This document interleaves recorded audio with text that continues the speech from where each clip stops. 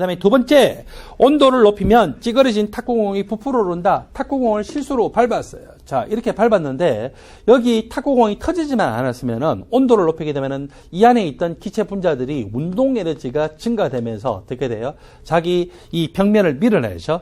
기본적으로 기체 분자가 이렇게 존재하고 있는 상태에서 온도가 높아지면은 기체의 부피가 뭐에 의하면은 샤를의 법칙에 의하면은 증가되죠. 그래서 샤를의 법칙에 의하면은 기체 부피가 증가되면서 탁구공을 다시 원래대로 부풀어 오르게 할 수가 있습니다. 선택지 2번의 내용도 옳은 설명이죠. 샤를의 법칙을 잘 만족한다. 이것은 바로 이상기체의 성질입니다. 세 번째로 열기구 내에 공기를 가열하면 열기구가 위로 올라간다. 열기구 내에 공기를 가열하게 되면은 이 열기구 내에 있는 공기 분자들의 운동 에너지가 증가되고 또 어떻게 돼요? 기체의 부피가 기본적으로 증가가 되겠죠. 그래서 기체의 부피가 증가가 되고 그때 기체 분자들의 개수는 거의 일정한데 부피가 증가되면은 밀도가 작아지게 되겠죠. 그렇게 되어서 다른 바깥쪽에 비해서 자기가 밀도가 작으면은 결국 자기가 뜨는 현상이 나타날 거다. 그렇게 볼 수가 있습니다. 선택지 3번의 내용은 옳은 설명입니다. 선택지 4번, 온도를 낮추면 산소 기체가 응축되어서 액체 산소가 된다. 자, 절대 온도와 기체의 부피의 상관관계를 볼까요? 이상기체라면은요, 온도가 낮아지면 낮아질수록 기체 부피가 점점 작아져서 0켈빈이 됐을 때 기체 부피가 딱 0리터로 나타나게 됩니다. 그런데 산소 분자와 같이 실제 기체는 이 온도가 충분히 높은 상태에서 점점 온도를 낮추다 보면 어떤 온도에 딱 도달하니까 갑자기 어때요? 부피가 뚝 떨어지죠. 이렇게 뚝 떨어져서 그 다음에 또 온도를 낮추면은 여기 기체 부피가 감소가 되고 이렇게 현상이 나타나는데 이건 왜 그러냐면은 물질의 상이 바뀌었기 때문이죠. 기체로 존재하다가 온도가 일정 수준에 딱 도달하면 어떤 온도에 도달합니까? 끓는 점이죠. 끓는 점보다 온도가 더 낮아지면 기체는 더 이상 기체로 존재할 수 없고 뭐로 존재합니까? 액체로 존재하면서 부피가 거의 수십 분의 1에서 수백 분의 1로 감소가 되죠. 그래서 저렇게 상이 변화가 됐다라고 하는 것은 이상기체에서는 절대로 있을 수가 없는 겁니다. 그러므로 여기서 실제 기체의 성질이 이상기체와 다르다라고 하는 것을 보여주는 것은 선택지 4번이 되겠죠. 답은 4번입니다. 선택지 5번도 계속 이야기해 볼까요?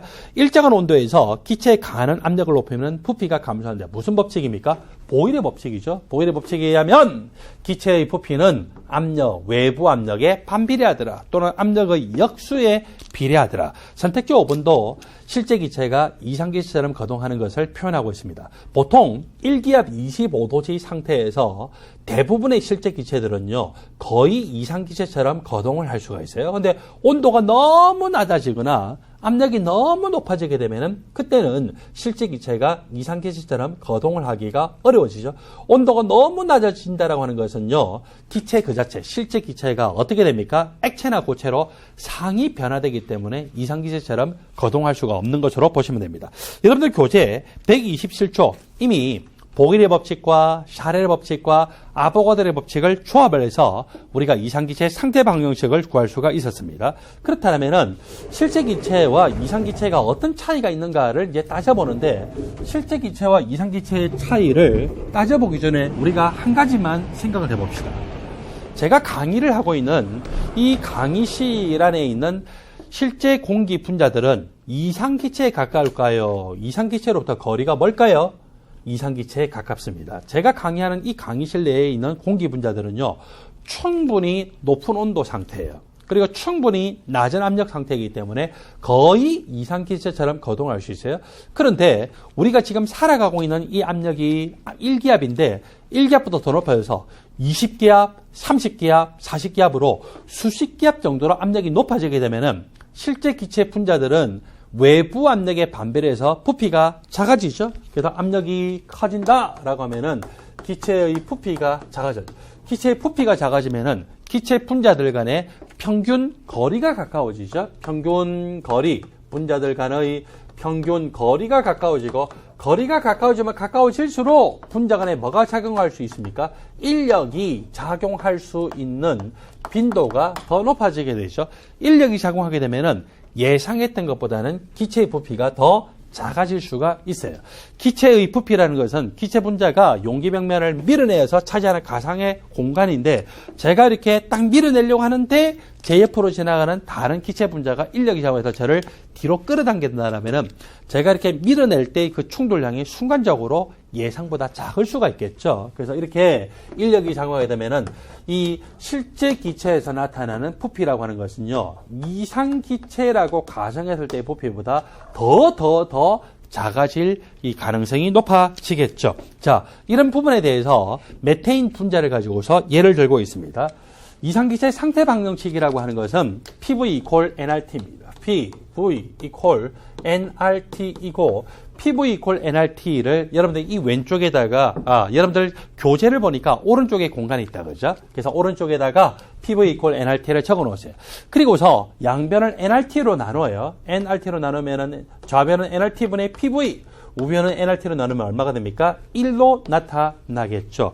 X축의 값을 압력으로 놓고 Y축의 값을 nRT분의 PV로 놓게 됩니다. 특별히 이 nRT분의 PV라고 하는 것을 우리가 G라고 이렇게 표현해서 이것을 압축인자 또는 압축률 인자라고 표현합니다. 자, 요렇게 놓게 되면은요, 압력과는 상관없이 항상 Y축은 뭐를 만족합니까? nRT분의 PV가 1을 만족을 하겠죠. 그래서 이것이 바로 이상기체 상태 방정식을 잘 만족하는 기체고, 이상기체 상태 방정식을 잘 만족하는 기체가 바로 무슨 기체다? 예, 이상기체이죠. 그래서 여러분들 교재 127쪽을 보면은요, 이상기체는 압력이 여기 0기압 근처 바로 옆에 있는 1기압이거나 압력이 100기압이거나 압력이 200기압이거나 압력이 400기압이거나 압력이 800기압이거나 상관없이 항상 nRT분의 PV 압축 인자값이 얼마를 만족합니까? 1.0을 만족을 하고 있죠. 자, 이 기체가 바로 무슨 기체라고요? 예, 이상 기체입니다. 그런데 메테인과 같은 실제 기체들은요, 이렇게 압력이 수십 기압 이상으로 증가가 되면 무슨 일이 나타난다고요?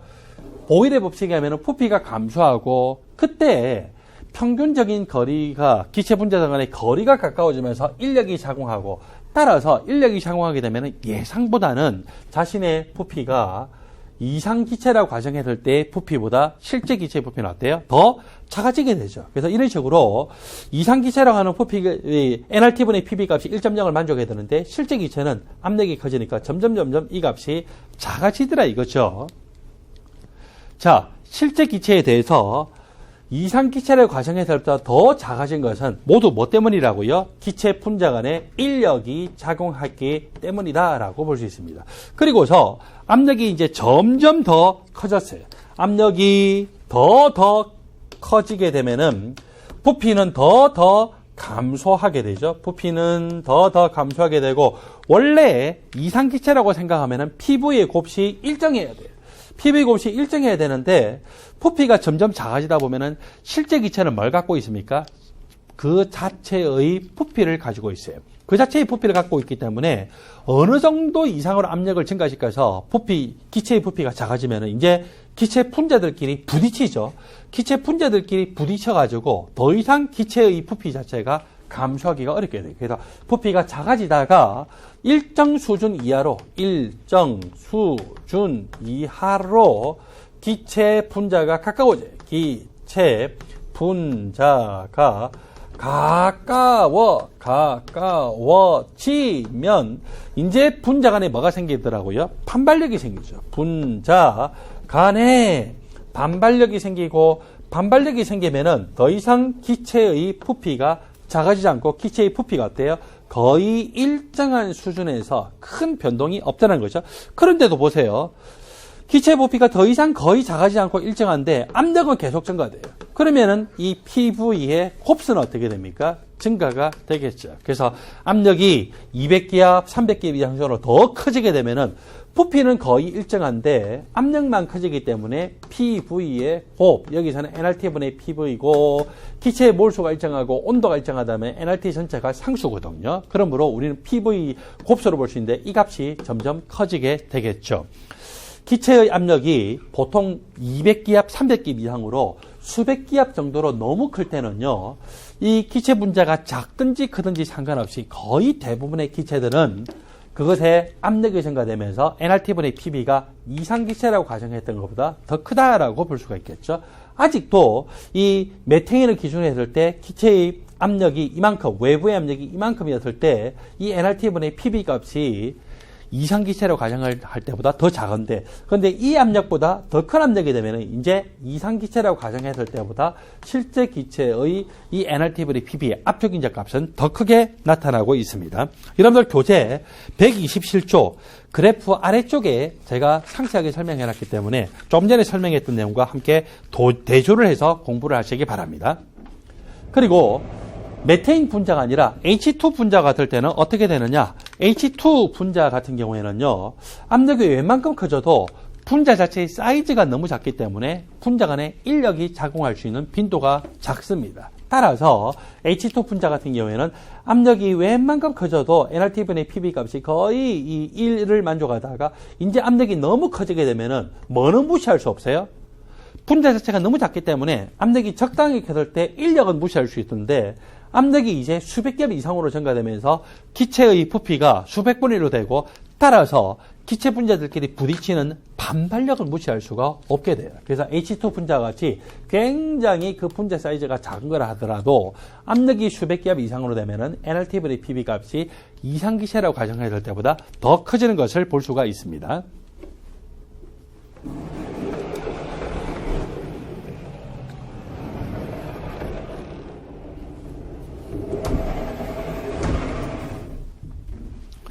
여러분들 교재 128쪽을 보십시오. 128쪽을 보면은요, 반데르발스식이 등장이 됩니다.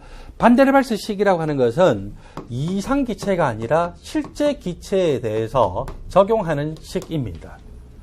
반데르발스식을 적용할 때 이상기체와 같이 비교를 해볼까요?